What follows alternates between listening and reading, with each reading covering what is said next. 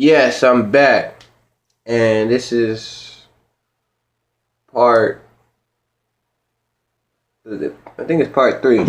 Yeah, part 3 of my Jim Crow segment. Just reviewing the book, The New Jim Crow: Mass Incarceration and the Age of Colorblindness by the beautiful, intelligent Michelle Alexander.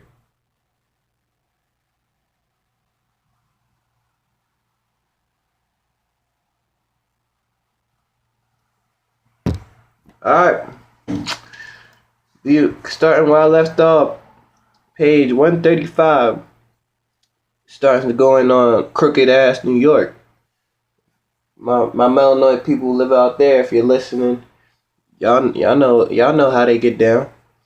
Said in New York, vast majority of the stop and search, that stop and frisk bullshit they be doing, is racially minorities that they target, and more than half were African American. Says studies found that African Americans were stopped 6 times more frequently than Europeans. The NYPD stopped 5 times more people in 2005 than 2002, and the overwhelmingly majority of whom were African American. By 2008, the NYPD was stopping over 500,000 people in 1 year. And 80% of the people who were stopped were Africans and Latinos. Page 136. Darius Charney, a lawyer for the Center for Constitutional Right, observed studies confirming what people of melanin have been saying for the last 10 or 11 years, which stop and frisk patterns is really race and not crime motivated. And this is a lawyer saying this. So he know the game. He know how them folk get down. Like, I've been saying that stop and frisk law was a bunch of bullshit. I knew it was targeting people of melanin and minorities. But continuing. Page 180. More people of melanin, or talking about the adults, are under correctional control today in prison or jail or probation than that were enslaved in 1850, a decade before the Civil War began. See, let's stop right there. That's no mistake. That's no accident. That's no coincidence. It's not random. That is how the system is designed. Like Boosie said, if anybody out there listen to Boosie Boo, my boy, to a certain extent, the system is designed to keep melanoid people disenfranchised economically and educationally deprived. It's to keep us in the system. More people of melanin are in jail or probation or in prison than there were enslaved in 1850. If you don't see that that's fucked up, then I don't know, man. You just need to get the fuck on. But continuing, page 196. New York City studies showed 70% of the cities that have poor Black and Latino residents live in high poverty neighborhoods, whereas 70% of the cities that poor Europeans live in is non-poverty neighborhoods, communities that have significant resources, such as jobs, schools, and banks and grocery stores. Nationwide, nearly 7 out of 8 people living in high poverty urban areas are minority groups. Like, I was having a conversation with this chick at the gym. I'm saying she want me to bring her this book later on when I go. Hopefully it could open her pineal gland, because she a low-key coon. I'm saying she's a low-key coon, because we was having this conversation one day, and we was talking about why is it so much crime in the melanoid community, and she was all she one of them. She not uppity, but like she never grew up in the struggle. Saying she, even though her dad lost his life due to gun violence, her mom was a good parent. Always provided shelter, clothing, food, etc. Like she didn't really struggle like you would think of a single parent with more than 3 children would. So she doesn't really understand what our younger generation, or not even just younger generation, what our melanoid people living in poverty have to go through. She was like, oh, they don't have to do that. They can go to school, get a job, and blah, blah, blah. I'm like, that's easy for you to say when you don't live in subsidized housing. That's easy for you to say when you don't have molded cheese in your refrigerator, old ass bread, molded milk. Like when you have a refrigerator full of food every day, a meal cooked for you when you come home from either school or work every day, that's easy for you to say. It's not easy for them. I'm not making an excuse for them, but that's the truth. It ain't easy. It's hard to stay away from crime. Like I said, when you're economically deprived, educationally deprived, and your resources are deprived. They already show studies. They put animals in cages, gave them lack of food, water, and space. They ripped each other apart. That's what happens when you get put in a project, deprived of resources. Eventually, the people gonna start killing shit. They're hungry, starving, got no money, you got kids, you can't provide for them. Especially when you already went through the system, because this book clearly states, once you in the system, you're forever locked out of everyday society. It's damn near impossible to get back in the regular day society. And I know some of you perfect people out there, but they don't have to commit crimes. Okay, we all commit crimes every day. I don't care if it's jaywalking. I don't care if you run a stop sign, a red light, you go to McDonald's, ask for a cup of water, you get juice instead. It's all a crime. Whether or not it's a petty offense or a homicidal offense, no matter what, it's still a crime.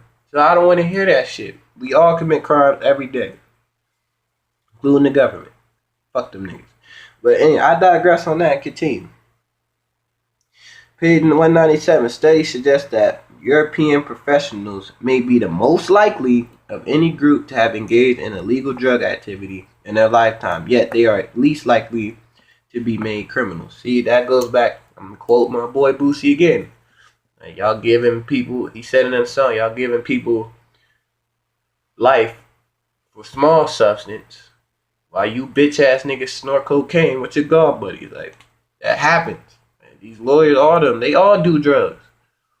And when they not sending niggas to jail for 1,000,000 years while they're on vacation or whatever, they doing coke, ecstasy, popping pills, drinking unresponsibly. I just seen a video of that cop drunk as fuck, spewing out racial rhetoric, busting his gun. But of course he's white, and you live in a world of white supremacy where the rule is I'm white and I say so. And nothing's gonna happen to him. Like, that never happens to him. But I digress on those fuckboys and continue.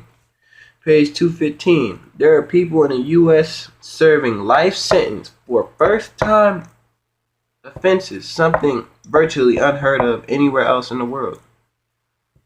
And that's really sad.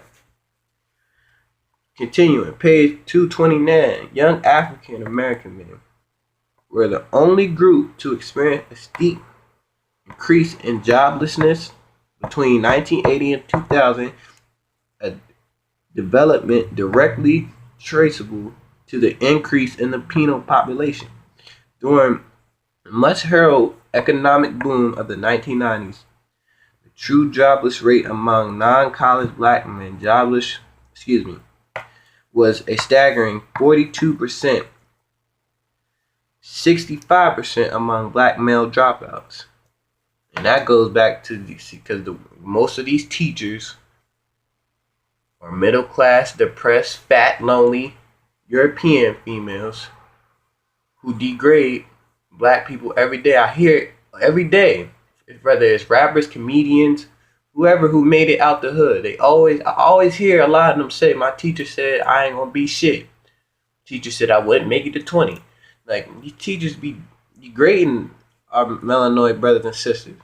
Talking shit, belittling you.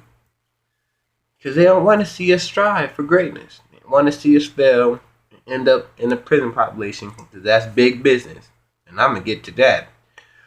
Probably in part 4. This video's getting a little long. I'm almost done with this part. Page 230. There's also private sector investments. Oh no, I'm getting to it now. Excuse me. Investment considered prisons are big business that have become deeply enriched in the American economic and political system. That goes back to me saying in my previous video. This country always and has always been thrived off of slave labor. Rich and powerful people, including former Vice President bitch-ass Dick Cheney, have invested millions in private prisons. Now, if you don't see the corruption and how fucked up that is, investing into your genocide, investing into your oppression, that's fucked up. It's probably not, but this is probably most likely the only country who does that. Your 1%ers investing in these private prisons, making millions and billions, probably damn near trillions off your genocide. Sad. Fucked up country we live in, man. Fucked up world we live in. Not even just the country. But I continue. Page 246. The child poverty rate is actually higher today than it was in 1968. Unemployment rates in the black communities rival those in third world countries. That includes affirmative action. See, we gotta pay attention to affirmative action because, for real, that law really helps out middle class and lower class white women more than it helps out melanoid people. That's why I said in previous, you gotta be careful using the term minority. Melanoid people, us quote unquote black people, we're not minorities. White women can classify as minorities, and we're not equal to white people. Like, I was having this conversation with this chick. I forget what country she lived in. She was, because you know they paint America in a beautiful picture to these different countries. So she's trying to get over here eventually. I think when she starts college, she's starting college soon, she said. She was like, yeah, it's messed up in my country. She said something like that, and I was like, yeah, it's pretty messed up here in the U.S., believe it or not. And she laughed at me. She was like, you can't compare your country to mine. We're just fighting over food. I'm like, bitch, there's motherfuckers fighting for food here. They're not going to show you that on the commercials that they show you about the USA, the land of the free and opportunities. There are opportunities. It ain't the land of the free if you're a minority or you're a person of melon. But people over here are fighting over food too. There's a lot of poverty. I can show you in every state, poverty. Motherfuckers killing over resources, food. Motherfuckers in Flint killing over water. They're not even taking people's trash away in Flint. Flint is a big ass dumpster. That shit. Man, I feel for you motherfuckers in Flint, man. It's fucked up what they doing. The government's doing to y'all. No one's getting and speaking of crime, for you bitch ass motherfuckers coming, they don't have to commit crimes. What they did in Flint is a crime.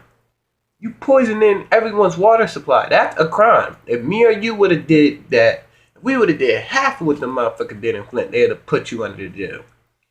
But none of them white supremacists are getting prosecuted for that. And that's a terrorist attack.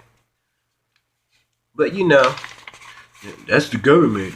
They're here to help us. They can't do no wrong. Get the fuck out of here. This is just part 3. Yeah, part 3, man. Part 4 coming up. Might be today, might be tomorrow.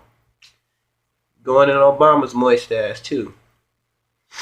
Let me know what y'all think, man. Like I said, if you haven't got the book, please get it. It's very informational. It's an eye-opener. It really tells you how this country has worked and how it still works. Excuse me. Let me know what y'all think. Get in the comments, like, subscribe, share the video.